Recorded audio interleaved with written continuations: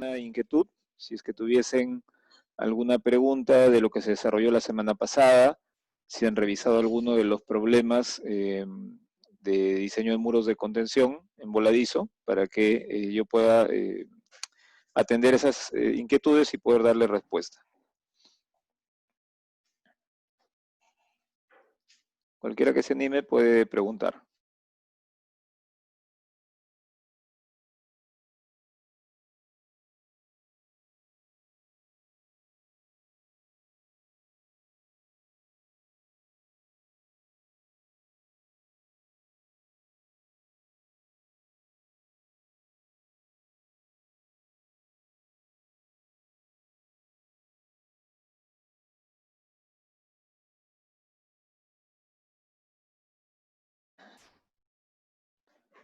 ¿Nadie se anima a alguna pregunta de lo que hayan podido revisar?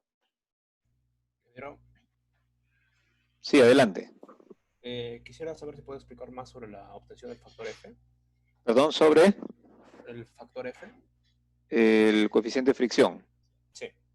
¿Ok? Sí, solo con las tablas que ha subido. Ya, ok. Ese tema.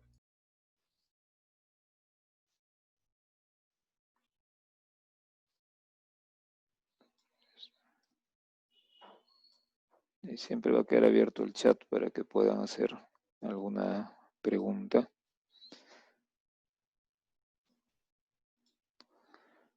Y vamos a compartir entonces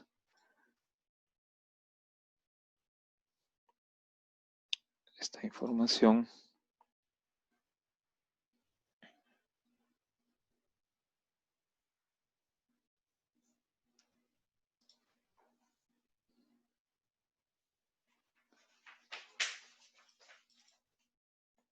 Ya me confirman, por favor, que están observando el PowerPoint. Sí, ingeniero. Bien. Sí. Perfecto. Miren, nosotros la semana pasada hemos desarrollado lo relacionado a los muros de contención. Hemos visto que hay diferentes tipos de muros de contención. Hemos también estudiado que existe un empuje activo, que existe un empuje pasivo. Hemos estudiado además que existen unas expresiones para calcular estos coeficientes de empuje activo y pasivo. Bien, entonces ahora lo que queremos es adicionalmente comentar que dependiendo del tipo de material que yo pueda tener como terreno de soporte, se van a poder trabajar coeficientes de fricción, ¿no? Que como ustedes observan en la tabla, pueden estar variando según esta referencia, NAFAC del año 86, según esta referencia, podrían estar variando pues desde un 0.30, que es un valor el más bajo que encuentran en la segunda columna, hasta 0.70. ¿Ok? Este coeficiente de fricción, entonces, denota la rugosidad que pudiera tener propiamente el suelo de apoyo y además la fricción que existe entre ese material, el suelo, y el fondo de su cimentación. Entonces, cuando encuentren algún tipo de roca, ¿no? Vamos a tener 0.7, cuando tengan algún tipo de grava o una mezcla de arena y grava, o arena gruesa, por ejemplo, podría estar variando entre 0.55 y 0.60, etcétera, ¿no? Si por aquí tienen casos de arena fina, limpia, casos de arena más arcilla, etcétera. En la teoría que hemos revisado la semana pasada, damos un tope, un límite. Decíamos, normalmente lo que hacemos es calcular la tangente del ángulo de fricción, y a partir de esa tangente, nosotros determinamos el valor de la fricción. Algún autor considerará eso suficiente, otro autor puede que les dé una tabla como esta. Entonces, según la bibliografía que ustedes revisen, podrían encontrar diferentes valores para F, ¿no?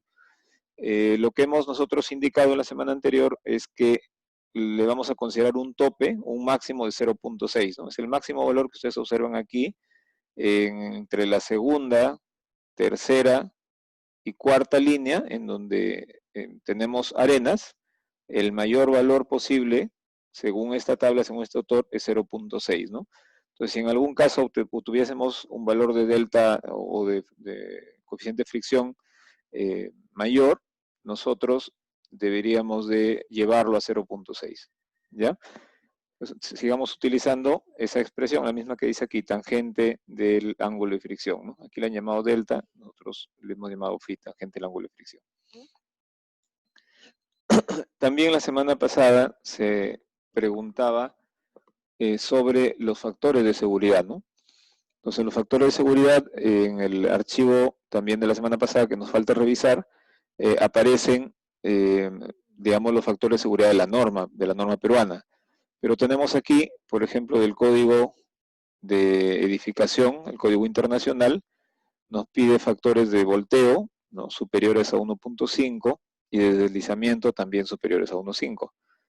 ¿En qué artículo aparece eso? En el artículo 1807.2.3 del Código de Edificación Internacional.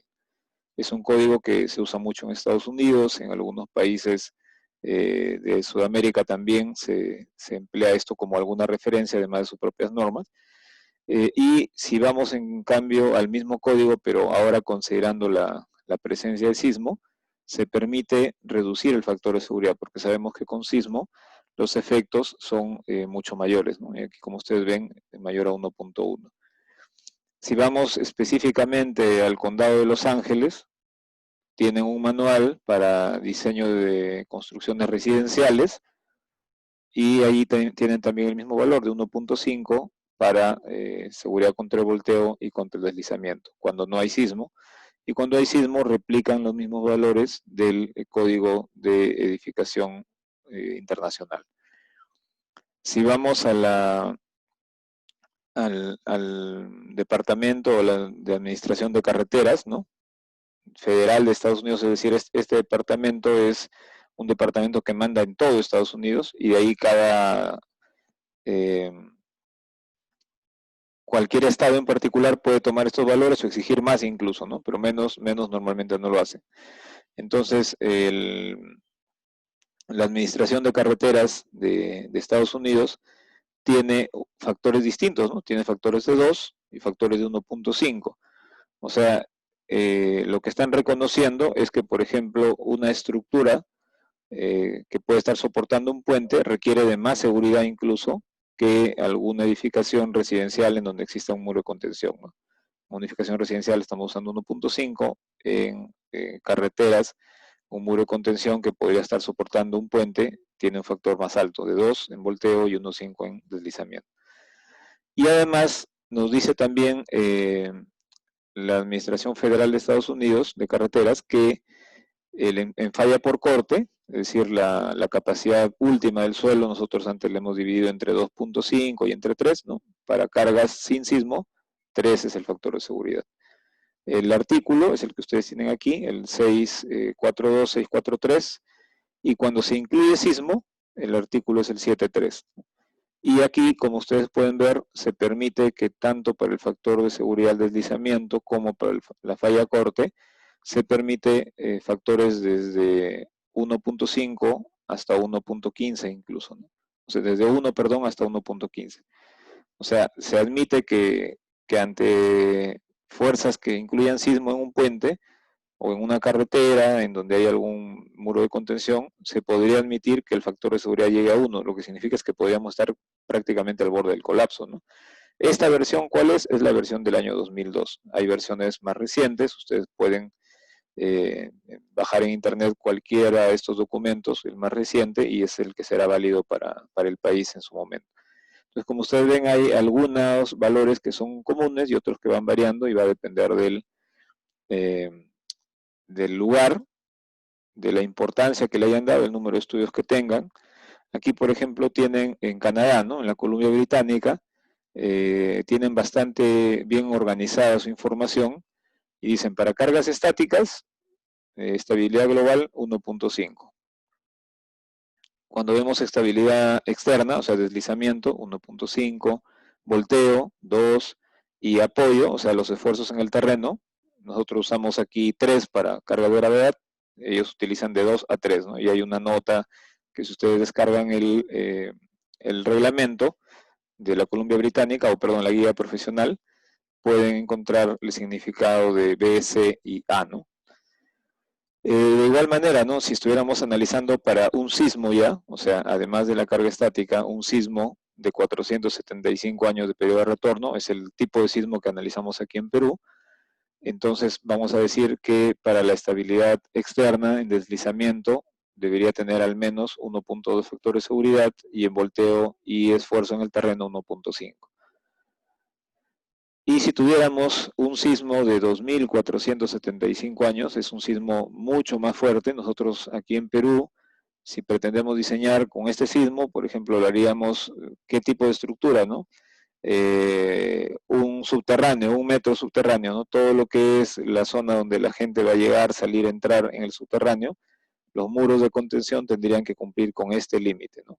Con un sismo de una magnitud mucho mayor, puesto que el, el periodo de retorno es de 2.465 años, es un sismo mucho más fuerte. Y en esos casos se permitiría un factor de 1.1, ¿no? Esto resulta más razonable que los valores que tenemos por acá, por ejemplo, este de 1, ¿no? Este es un valor que me está admitiendo falla. Este de 1.1 admitirá seguramente que en algún lugar puede haber falla local, pero no falla global. Y por acá tienen un último caso, ¿no? En el que, por ejemplo, en el código de práctica, ¿no? Sobre diseño de cimentaciones o fundaciones de Hong Kong, del Departamento de Edificación de Hong Kong del año 2015, trabajan contra el deslizamiento 1.5, cuando se considera que hay agua incluso, el valor más alto anticipado posible de nivel de agua, contra el levantamiento, la estructura pensando que podría llegar a levantarse producto del agua, a flotar, por ejemplo, el factor de seguridad ante presiones de agua o viento, volteo, 1.5, y ante otras cargas 2. Entonces también, según ustedes puedan revisar distintas normas, van a encontrar que no solo usan el empuje del suelo, sino incluso del agua, del viento o alguna otra carga.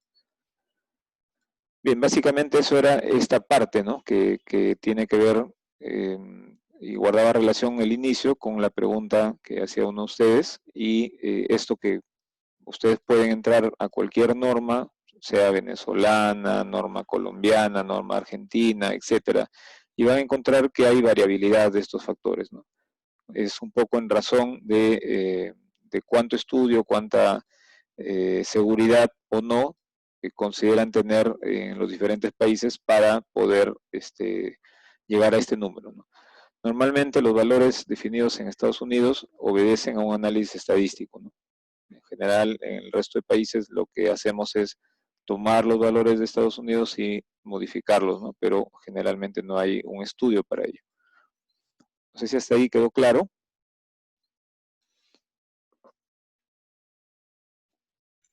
Sí, ingeniero. Sí, ingeniero. Bien, ¿hay alguna otra pregunta? ¿Hay alguna otra pregunta que tuviesen?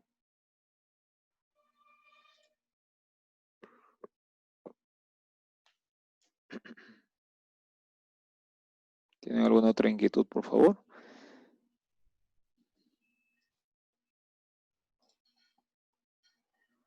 Bien, entonces vamos a compartir la exposición del PPT que teníamos la semana pasada, ahora para continuar hablando sobre ya el procedimiento de diseño y vamos a desarrollar también un problema, ¿no? Vamos a ver cómo nos va el tiempo hoy y mañana para probablemente trabajar hasta 2 o 3 problemas. Eso va a depender mucho de cuánto nos ayuden conforme vamos solicitando algunos cálculos, vayan ustedes realizando las operaciones que sean pertinentes. Entonces vamos de lleno al archivo.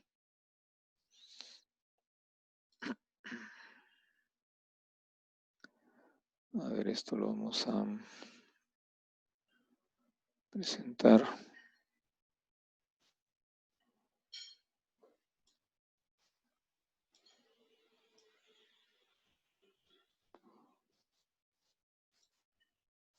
Listo.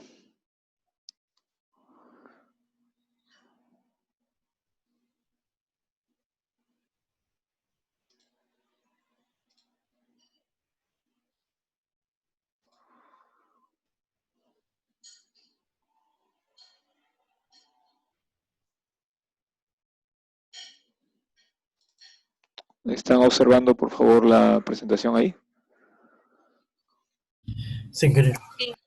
Bien, entonces la clase pasada íbamos comentando, ¿no?, que existen algunas verificaciones. Una es la de deslizamiento, es decir, que esta fuerza H sub R que aparece abajo sea mayor que la fuerza HA, que es la que empuja. De todas las fuerzas que hay en el gráfico izquierdo al gráfico central, nos quedamos solamente con una resultante. O sea, podríamos indicar que esa resultante tiene esta forma, ¿no? O sea, es una diagonal, pero cuando yo le saco su componente, tendré la componente vertical y la horizontal, ¿no? Aquí abajo también el terreno responde con una fuerza en esta dirección, pero normalmente trabajamos con sus componentes, tanto la vertical como la horizontal. Esas fuerzas que vienen desde arriba, ¿no?, si me quedo solo con la vertical, puedo yo entender cómo va a ser la distribución de esfuerzo, similar a lo que vimos en zapatos. Pues ahí tienen la imagen que les muestra los 5 pesos de los que hablábamos, ¿no?, en este problema. El peso de esta porción triangular del muro, el rectángulo, peso 2, la zapata, peso 3, el triángulo de suelo arriba, peso 4, y el relleno, peso 5.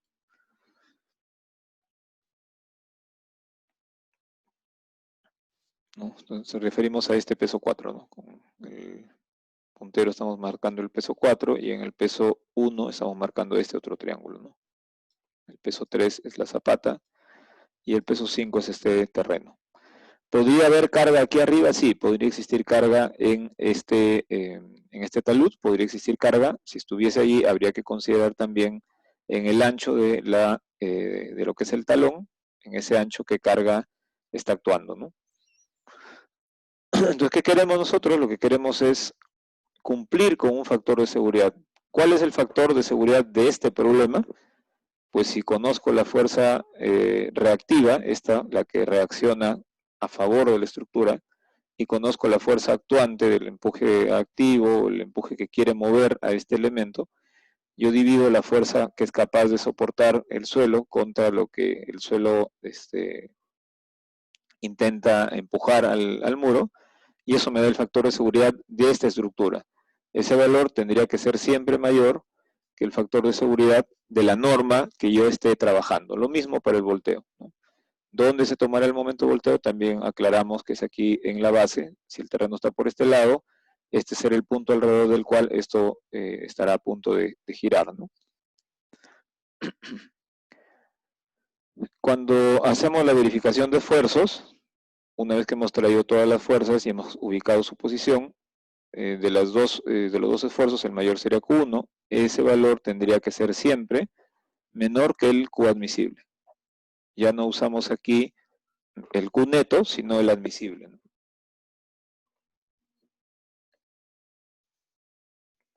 Explicábamos en la semana pasada que precisamente como los niveles de terreno son distintos, no hay un nivel parejo, entonces aquí sí hemos tomado en cuenta el peso del terreno del lado derecho y del lado izquierdo, a veces lo dejamos de lado, porque podría haber una excavación que lo anule, pero al haber esta diferencia, entonces nuestra comparación es contra el Q admisible.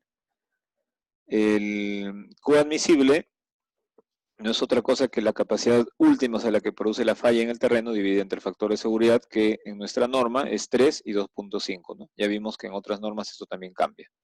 Pero para lo que es capacidad portante del suelo, nosotros usamos 3 y 2.5. Entonces podríamos tener estos casos, ¿no? Normalmente en cargas estáticas o de gravedad, lo más probable es que exista distribución trapezoidal y que cuando actúe en el sismo, ¿no? A veces se podría tener trapezoidal, pero en la mayoría de los casos seguro va a ser o triangular de esta forma o triangular parcial. Dicho de otra manera, vamos a tener que recordar lo que hemos hecho antes en zapatas. con la diferencia que ese es 1 metro, ¿no? O sea, este muro podría tener de longitud 10 metros, 20 metros, 15 metros. Nosotros solamente analizamos 1 metro de ancho. Entonces, ese, aquí tendría 1 metro, entonces en las fórmulas el valor de ese es el más sencillo, ¿no? No tengo que calcular nada porque se trata de 1 metro. Lo que haga para 1 metro de análisis va a servir para la cantidad de metros que pueda tener el muro. Va a ser simplemente repetitivo. Las expresiones que ustedes tienen abajo son las mismas de zapatas aisladas y combinadas, ¿no? Es lo mismo, porque todo viene de resistencia de materiales. Aquí tenemos unos factores de seguridad, pero ya no factores para el diseño de la cimentación o de la zapata de este muro, sino para el tema de taludes, ¿no? Ustedes aquí observan, no estoy pasando el puntero, estamos hablando de taludes. Entonces, si yo hago una cimentación que está,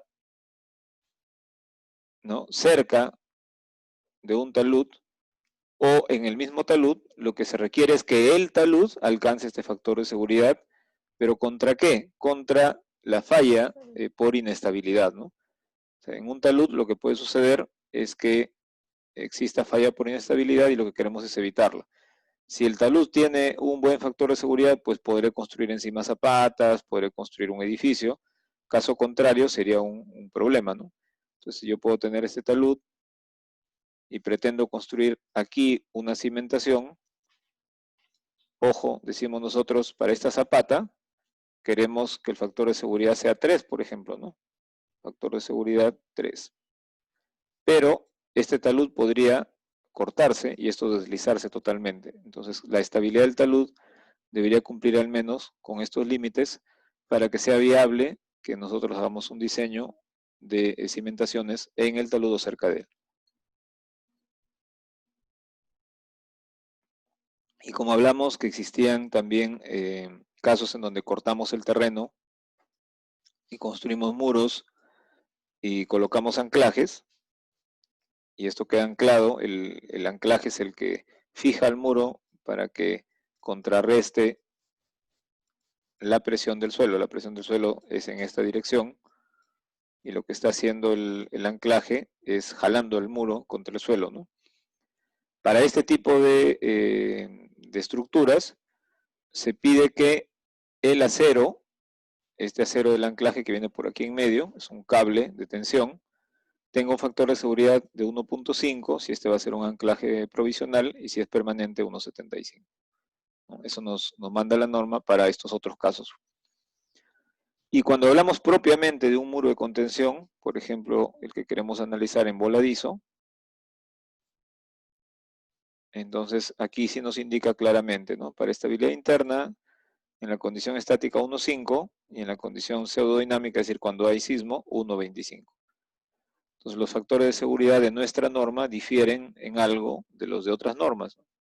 Para volteo y deslizamiento 1.5 y 1.25. Y cuando hablamos de la estabilidad global, estamos hablando del talud, ¿no? Estamos hablando de esto, de un talud. Entonces, globalmente, como un todo, viendo al suelo, allí nos vuelven a pedir el mismo 1.5 y 1.25, que son los valores que aparecían aquí en la primera, en las dos primeras líneas, ¿no? O sea, arriba nos hablaba en general de una cimentación, pero ahora me habla de un muro de contención. Entonces también, si hay muro de contención, el talud nunca debería fallar de esta manera, ¿no? Jamás esto debería fallar así, ¿no? En donde se mueve el suelo, aunque el muro esté muy bien diseñado, el problema es el suelo, por aquí se forma una superficie falla. Entonces nos están diciendo, tanto para la condición estática como para la pseudodinámica, es decir, aquella que incluye sismo, deben tener estos factores de seguridad. Más o menos estos son los valores de medidas, de dimensiones que van a encontrar ustedes en muros, por ejemplo, de gravedad, o en muros en voladizo, o en muros que tengan contrafuertes, ¿no? Más o menos estos van a ser los rangos que, conocida la altura, miren desde la base hasta la parte superior, el ancho de la base, el ancho total, debería estar más o menos en estos rangos, ¿no? Entre el 50 al 70%, 50-80, 50-70. Pero eso no es un dimensionamiento, es simplemente mostrarles información de lo que generalmente van a encontrar. Los espesores también podrían estar por encima de los 350 o 300 milímetros, pero habrá quien para un muro pequeño considere solo 250 y no hay problema. Entonces, son valores usuales. No es una norma, una regla, ninguno de los que aparecen aquí, ¿no? Y en los muros con contrafuertes, que decíamos tienen esta forma, hay un contrafuerte cada cierta distancia, y abajo una zapata, por ejemplo esta, y la tierra está empujando desde aquí hacia afuera, ¿no? Aquí está afuera, y aquí la tierra es adentro del relleno. Entonces, la distancia entre estos contrafuertes se llama S, y se recomienda, ¿no?, trabajar desde 1/3 de la altura hasta 2H tercios. Entonces, si la altura la conozco, transversalmente separaré los contrafuertes distancias de H tercios a 2H tercios aproximadamente, ¿no? Bien, hasta aquí con esto aproximado. Ahora vamos acercándonos cada vez más a la precisión, en este caso, cuando dimensionamos un muro. En el libro de Roberto Morales tienen la misma presentación, ¿ok? La misma presentación, el mismo criterio, estamos replicando aquí. Cuando vamos a diseñar, lo único que conocemos normalmente es esto. El dueño del terreno o el arquitecto que va a hacer el proyecto sabe qué desnivel es el que quiere tener o es el que existe. Porque esto podría ser un terreno inclinado y lo que estamos haciendo es cortándolo y quieren que quede así. Entonces podemos conocer la longitud visible o la altura visible. Y si hay un estudio de suelos o cuando tenemos una idea importante de cómo es el suelo, también podría tener entonces este otro dato, el de SUF. Entonces, si sumo los dos, tendré la altura total del muro. ¿Ok? Sin ese número no podemos empezar ningún diseño.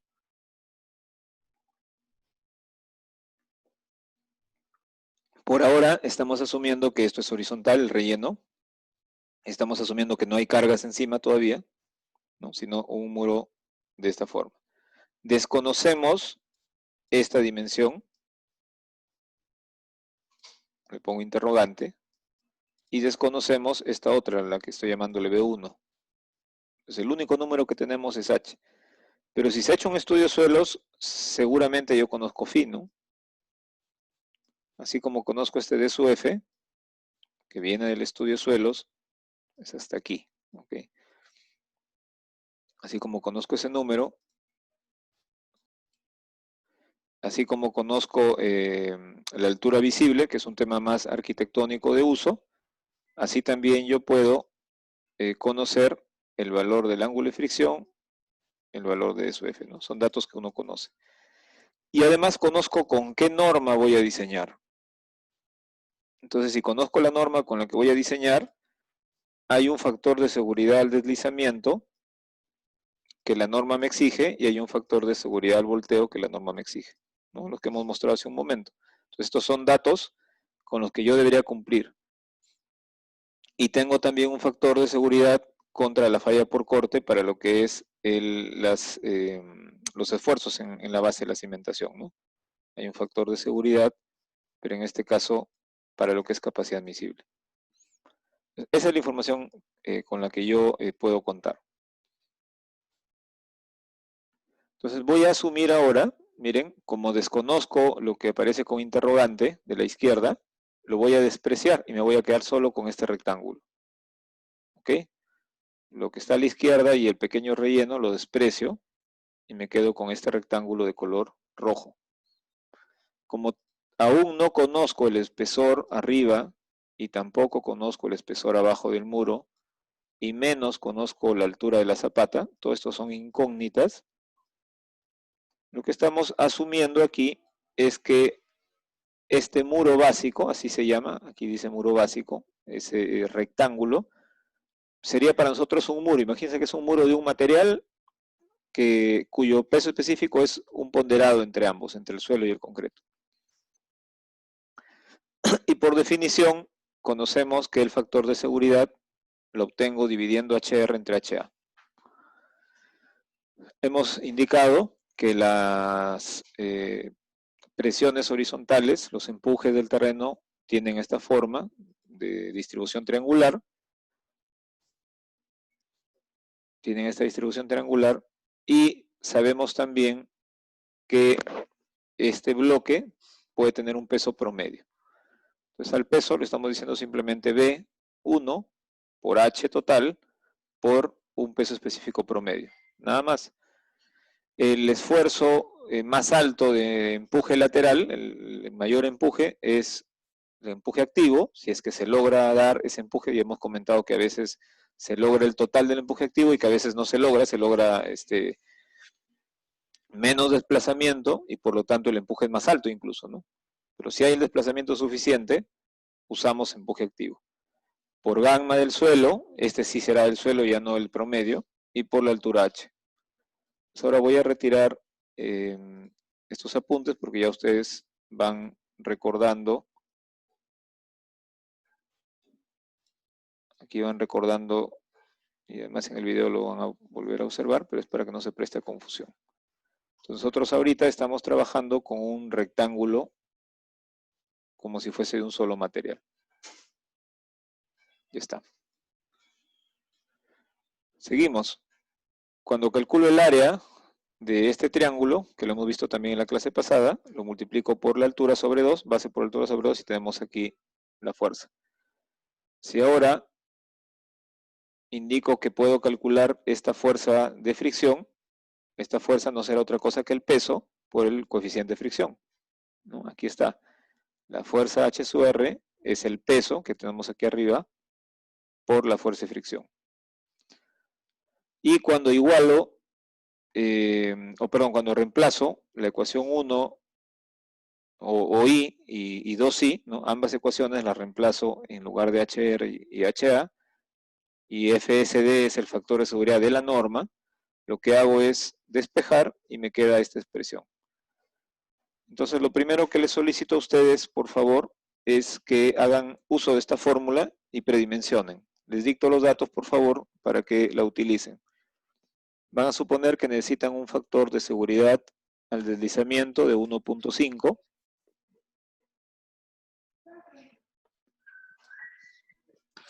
Espero que estén copiando la información. Factor de seguridad al deslizamiento 1.5.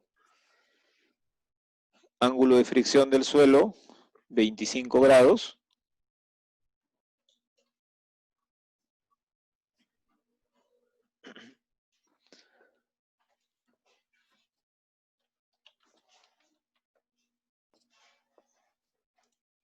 Ángulo de fricción, 25 grados. Sí. Altura, consideren una altura de 4 metros.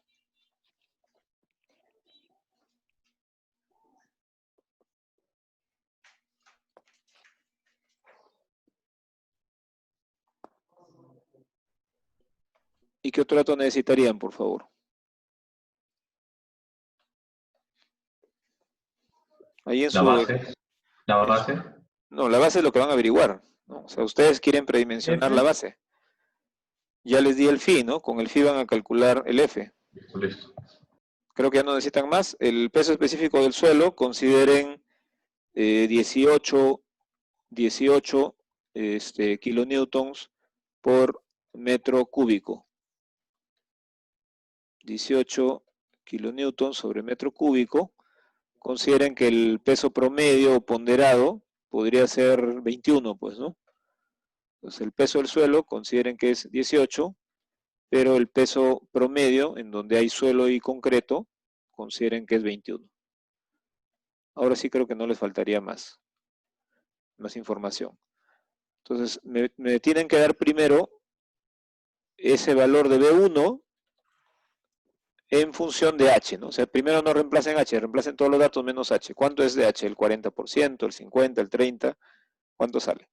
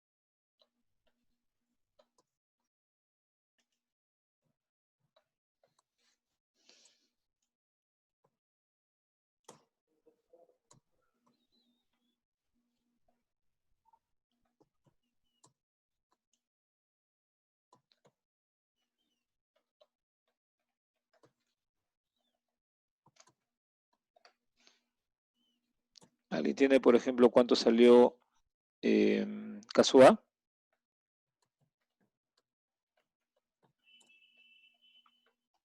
0.40.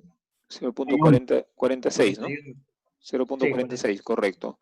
46. Estamos, ojo, estamos asumiendo aquí entonces algo, ¿no? Si todos están calculando 0.46 con la fórmula que vimos la semana pasada, estamos asumiendo que el muro va a ser un muro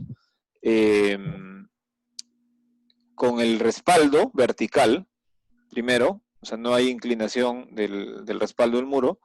Segundo, estamos asumiendo que el relleno es horizontal. Tercero, estamos asumiendo que no existe fricción entre el suelo y el concreto, ¿no? Bajo esa perspectiva, caso A valdría 0.46.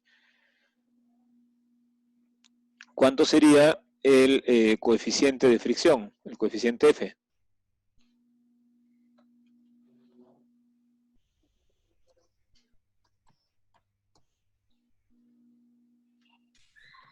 .466. 0.466, exacto. Lo que han hecho es calcular la tangente de phi. Y como es menor a 0.6, nos quedamos con ese valor.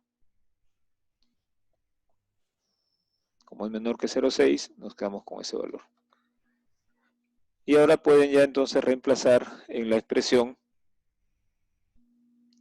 para poder darnos el valor de B1 en función de H.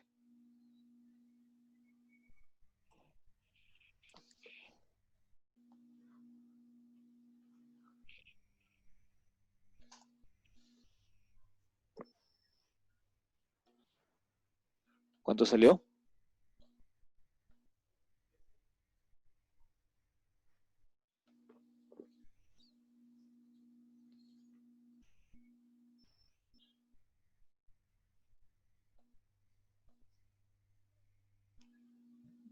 $1.58. 229. Primero como fracción, ¿cuánto es B de H? ¿Es el 60%, el 50%? ¿Cuánto le sale? Sin reemplazar H primero, ¿no?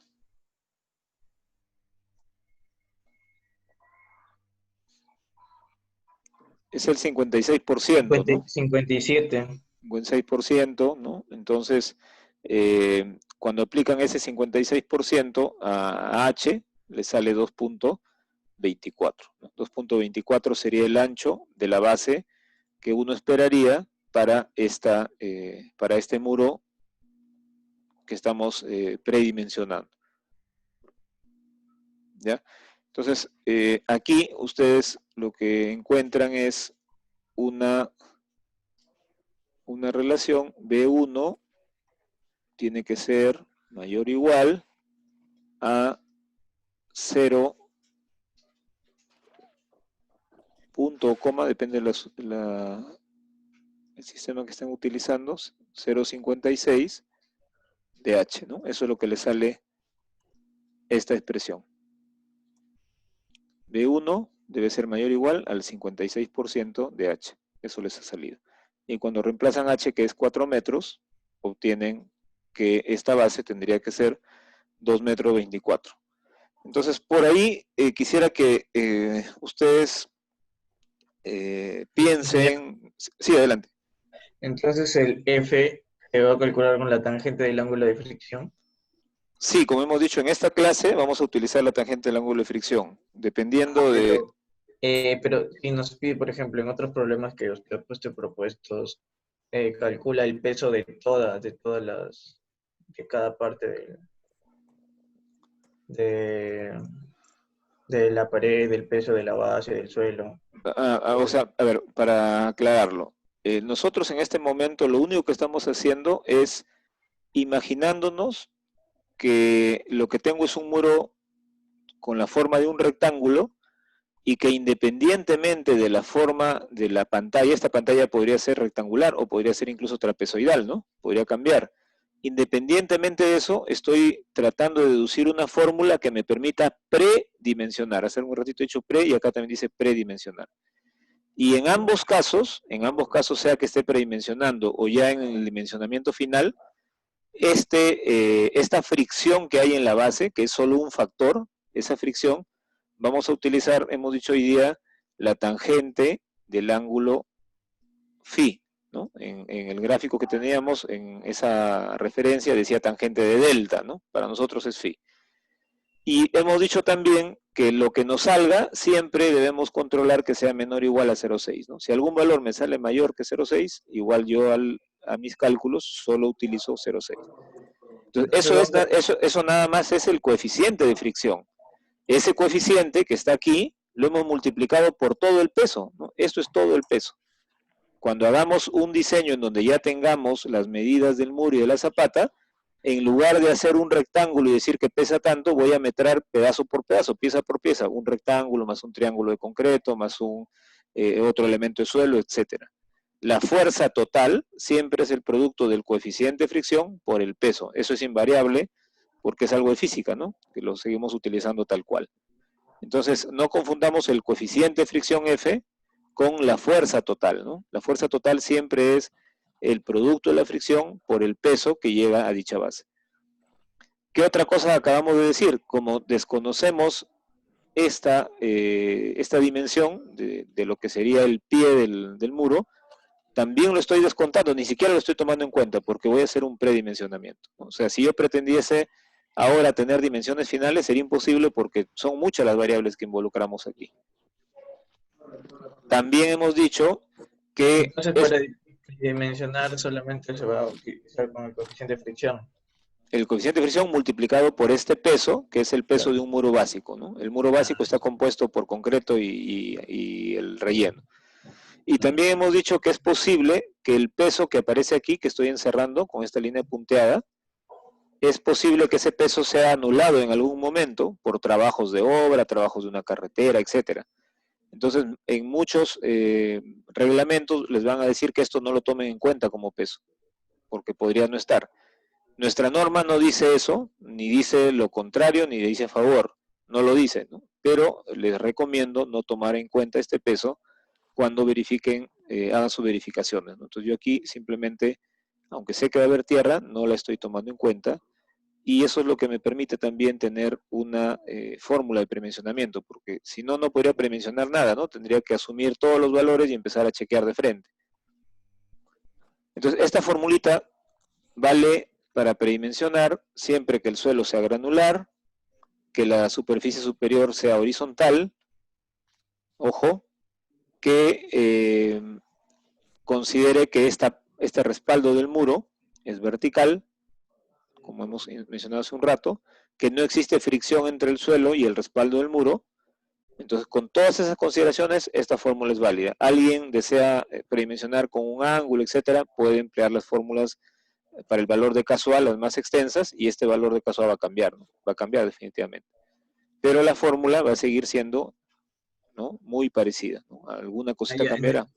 Sí. Entonces, para la fuerza de fricción, para hallarlo, entonces ahí es donde van a intervenir todos los pesos, ¿verdad?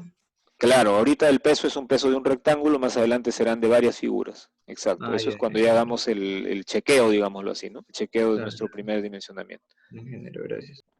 Ya. Lo siguiente, entonces, ya tengo el valor de B1. Entonces, les estaba diciendo antes de la pregunta, ¿qué relación están encontrando? Que más o menos esta dimensión es un 50, para este proyecto, para este problema, un 56% de la altura.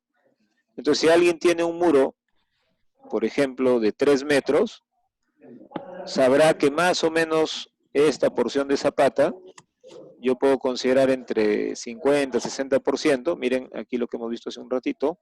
Aquí están. Hemos dicho más o menos la base total, ojo, esta es la base total, va entre 50 y 70%, entre 50 al 80, 50 al 70, ¿no? Esa es la base total. Y aquí estamos encontrando que efectivamente esta pequeña porción B1, que no es todavía la base completa, es más o menos el 55-56% para este proyecto, ¿no? Para este esquema. Entonces, si alguien tiene un muro de 3 metros y pretende que su base sea de 1 metro, no, pues no es posible, ¿no? O sea, desde ahí, alguien que me diga, quiero que mi base sea 1 metro, o menos, 80 centímetros, por ejemplo, 80 centímetros es prácticamente la cuarta parte de esto, ¿no? O sea, no cumple con este valor.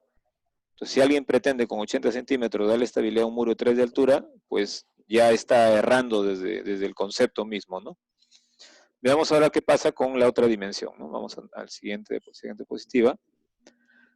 Ahora nos interesa verificar volteo. Antes usamos el deslizamiento, ahora volteo.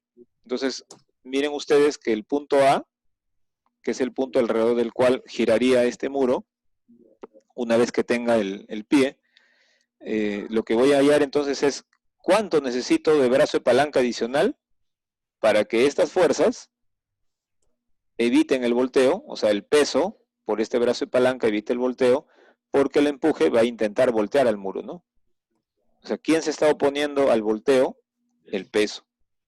Pues en algunos casos le sale aquí, por ejemplo, necesito 1 metro más, 80 centímetros más, y en otros casos le sale que no necesitan nada, incluso le sale un valor negativo, ¿no? Vamos a ver qué nos pasa en nuestro problema.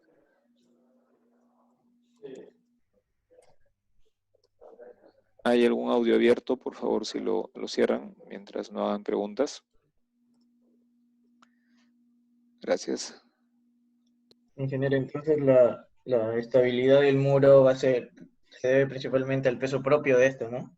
El peso y la distancia hasta el punto en donde podría rotar, ¿no? Ellos son los que le dan la estabilidad, así es. Y si hubiese alguna carga aquí, esta carga también aumenta su estabilidad, pero también genera más empujes, ojo, ¿no? O sea, el suelo está originando los dos efectos, peso y además empujes.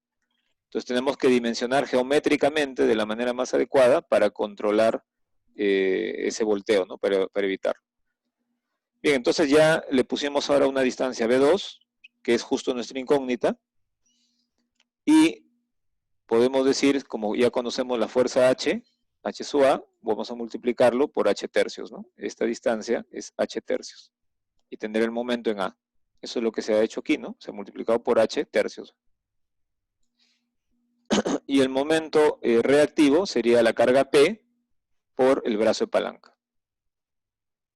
Ahí tienen, ¿no? Esto es P, que ya lo hemos visto en la parte anterior, y esto es el brazo de palanca, ¿no? La mitad de B1 más B2. Mitad de B1 más B2.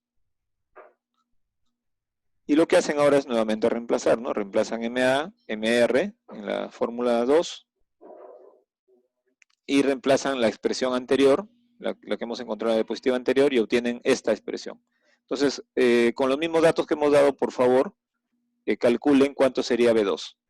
Ahora ya conocen B1, ojo, si aquí B1 nos salió 0.56, lo que significaba, perdón para ver el dato,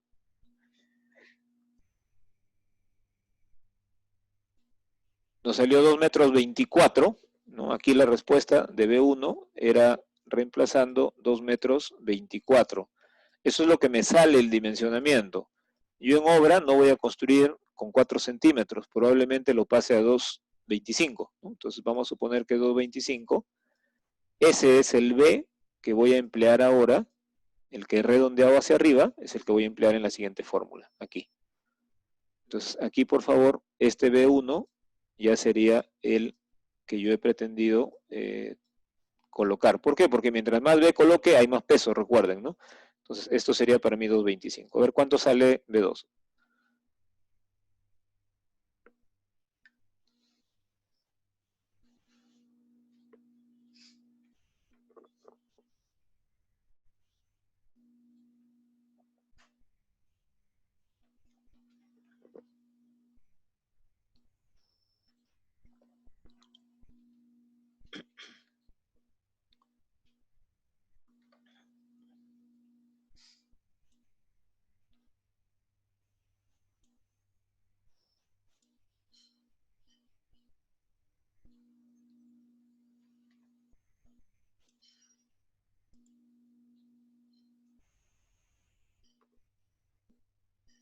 ¿Qué dato les está faltando?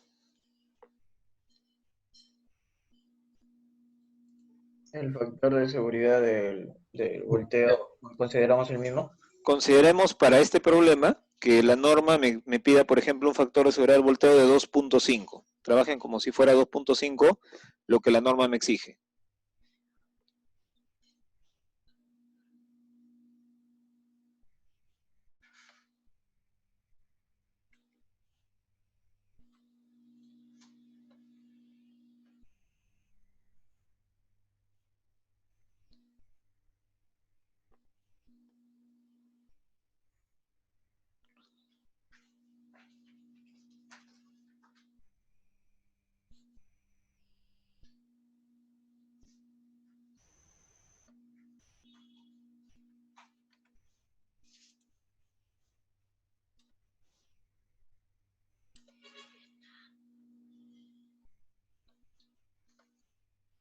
¿Cuánto salió?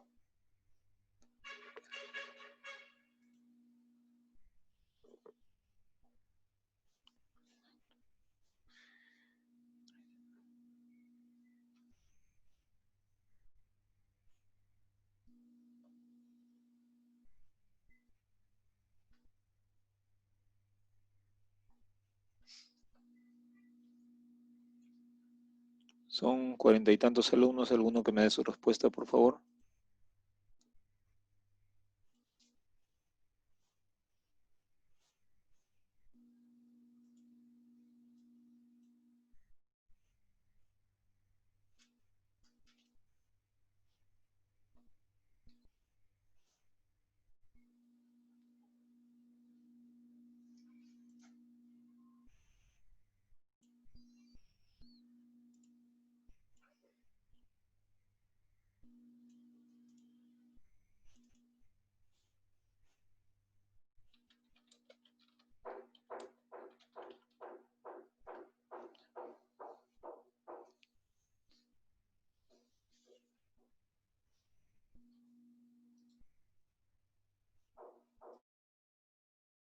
Factor de seguridad por el lado de 2.5, ¿no? ¿Género?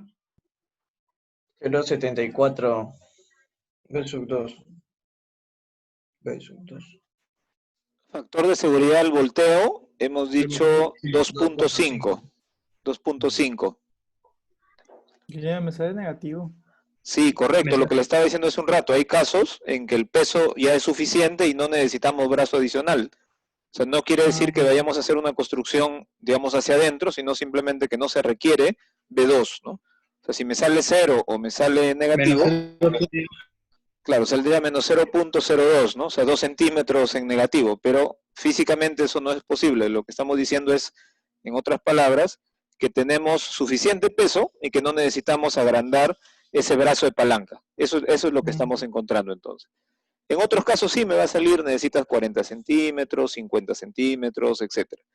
Entonces es más fácil hacer pasar a un muro la verificación de deslizamiento, perdón, de volteo, como la que estamos viendo ahora. Es más fácil hacerlo pasar que la de deslizamiento. Y la semana pasada se observó un video en donde un muro no tenía pie, ¿se acuerdan? ¿No? El muro no tenía pie, cuando tenía atrás relleno, al comienzo no tenía ningún problema y cuando ya se rellenaba mucho recién se volteaba, ¿no? Y veíamos que más bien lo más difícil ahí era el tema del deslizamiento. Entonces, generalmente el problema es un problema de deslizamiento y ustedes aquí pueden variar todas las medidas que deseen para que saquen algunas tendencias o conclusiones, que es la idea de un curso ya de esta naturaleza, ¿no? De este nivel de ciclo que ustedes están llevando. Bien, entonces nos quedamos con que este límite podría ser un valor, digamos, o sea, no sería necesario colocar aquí un valor de B2, ¿no? Pero también si revisan diferentes autores, algunos les va a decir, por ejemplo, algunos les dice, de esta altura, considera que tu zapata es la 10ª parte, es una opción, 0.1 de H. Otro autor les dice, considera el 7%, ¿no? Es una manera de predimensionar, después verificaremos si es suficiente. Y algunos les dicen, esta medida también puede ser similar a este 0.10 de H, como mínimo, ¿no?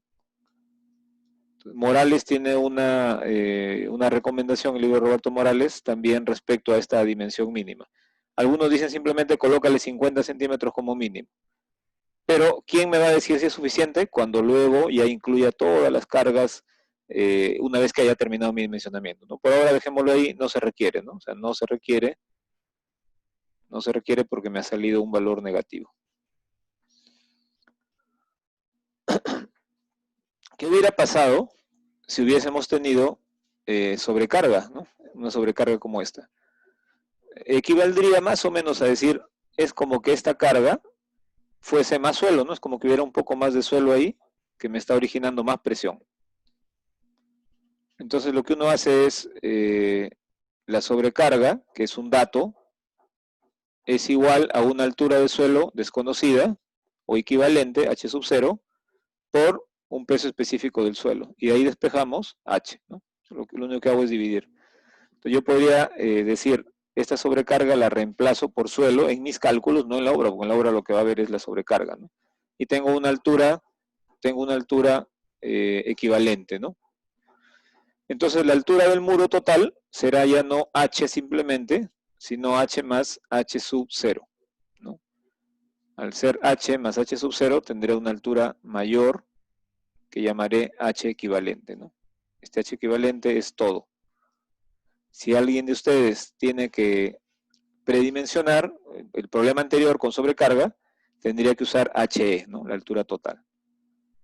Eso también ustedes pueden hacer el cambio y lo demás son las mismas fórmulas, ¿no? Ya no hacemos más verificaciones aquí. ¿Ok? ¿Qué pasa cuando hay relleno inclinado?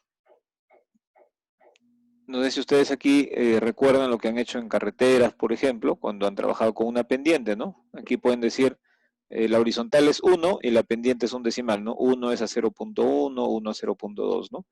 Entonces, si ustedes conocen la pendiente, pueden rápidamente decirme cuál es esta medida.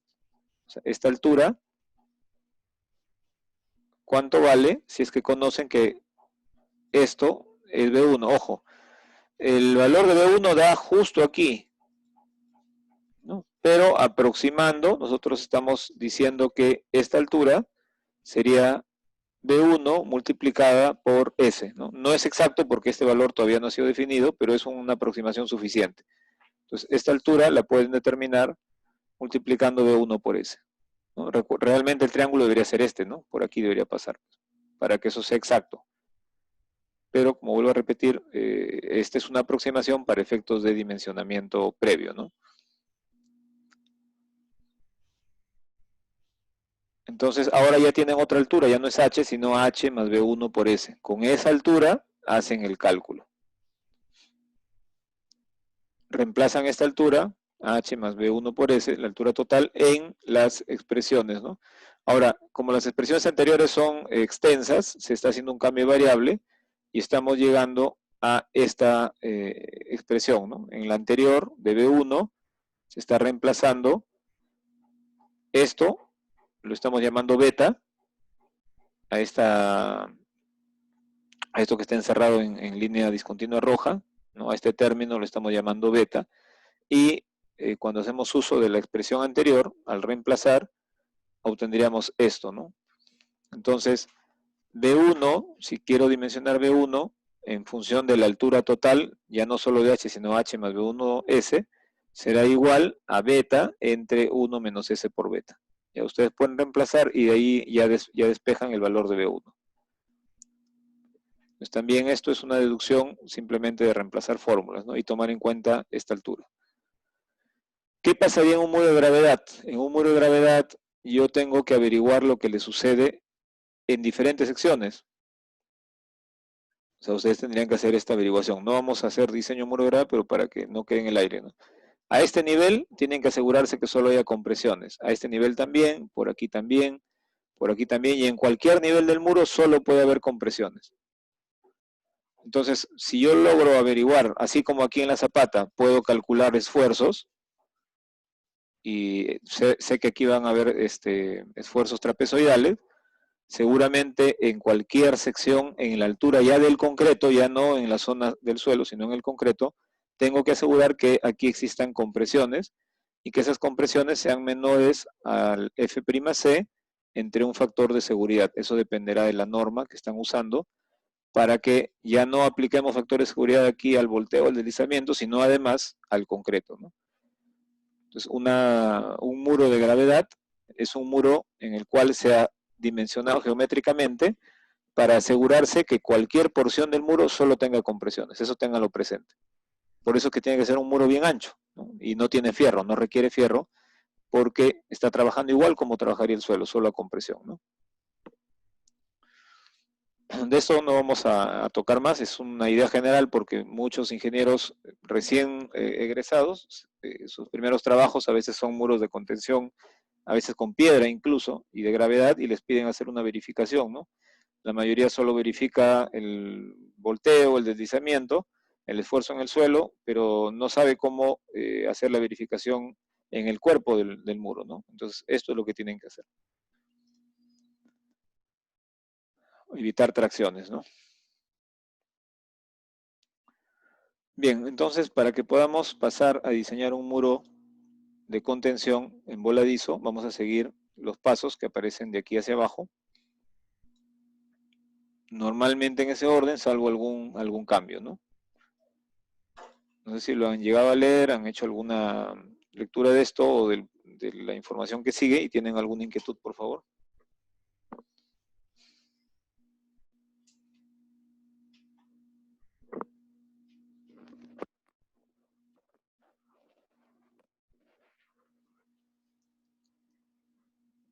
¿Alguna duda? Bien, a ver, entonces démosle una revisión a algunos de los problemas y si es necesario vamos regresando a esta diapositiva donde vamos afinando los datos, ¿no? Bien, lo primero que hacemos es dimensionar el ancho de la cimentación. Acabamos de utilizar B1 y B2, eso mismo. Luego el peralte, ya les he dicho que una posibilidad es el 10% de la altura. Entonces aquí tengo B1, B2 y el peralte de la zapata, ¿no? Cuando ya he dimensionado eso y he dimensionado además el espesor de la pantalla, puedo verificar que efectivamente se cumplan con los factores de seguridad que la norma me dio originalmente, ¿no? Puedo verificar los esfuerzos en la cimentación, en el fondo, y una vez que he hecho eso, ya tengo tranquilidad de que geométricamente el muro no va a tener problema de estabilidad, ya puedo empezar a diseñar por corte, por flexión, etc. Los límites de cuantía son los que ustedes tienen aquí, ¿no? Esta es la cuantía horizontal mínima o la vertical mínima según nuestra norma peruana. Aquí tenemos separaciones, topes para el refuerzo vertical y horizontal. Cuando hay muros con espesores superiores a este límite, 0.250 milímetros, ojo, esto es milímetros, ¿ya? No es metros. Tenemos que colocar refuerzo en las dos caras, ¿no? O sea, si es más de 25 centímetros, refuerzo en las dos caras. El refuerzo con tracción y temperatura se coloca más cantidad en la zona expuesta. Nos referimos a esto, ¿no? Aquí, por ejemplo, solemos colocar los 2/3 del fierro y aquí solemos colocar 1/3. ¿No? De la cero de temperatura, la tercera parte adentro y los 2/3 afuera. ¿Por qué? Porque es la zona que está expuesta a los cambios de temperatura de manera más violenta que hacia el interior, ¿no? El interior, el suelo mismo ayuda a conservar una temperatura menos variable, ¿no? Y cuando queramos dimensionar la pantalla, vamos a emplear esta expresión, que es una expresión que ustedes han utilizado en vigas, ¿no? O sea, a partir de la fórmula de diseño de vigas, estas dos, se deduce la expresión de abajo, ¿no? Que ya la trabajaremos también. Entonces, ¿qué se requiere? Se requiere calcular momentos en la base de la pantalla, ojo. Perdón. Se requiere que calculen momentos en la base de la pantalla. Entonces, la altura para este diseño es solamente la altura de pantalla, ojo. Cuando hacen la verificación de volteo, de deslizamiento, la altura es todo, ¿no? Es hasta la base de la estructura. Pero cuando van a diseñar la pantalla, solo es la altura de la pantalla. Ahí no vayan a cometer errores, ¿no? Tienen la carga distribuida, que es el empuje de suelo. Tienen un diagrama de fuerzas cortantes y un diagrama de momentos flectores. Lo que tienen ahí básicamente es estática, ¿no? Es como que les dijeran, aquí tienes una viga empotrada en la base y calcúlame, por favor, el diagrama de cortantes y el diagrama de momentos. O sea que ahí no hay algo extraño, ¿no? Es una cosa inmediata. Y con el momento se diseña tal cual se diseña una viga, ¿no? Sino que en este caso es una viga que va a tener 1 metro de ancho. 1 metro. Y el peralte va a ser esto, ¿no? Esto va a ser el peralte D, ¿no? Porque aquí están los momentos en esta dirección. Si el terreno está por el lado izquierdo, entonces aquí hay tracción y a la derecha hay compresión. Entonces este será su peralte en ese sentido. Diseñar en cualquier altura también es algo similar a vigas que ustedes ya han llevado, ¿no? Entonces la idea es que aquí lo vamos a aplicar a muros de contención.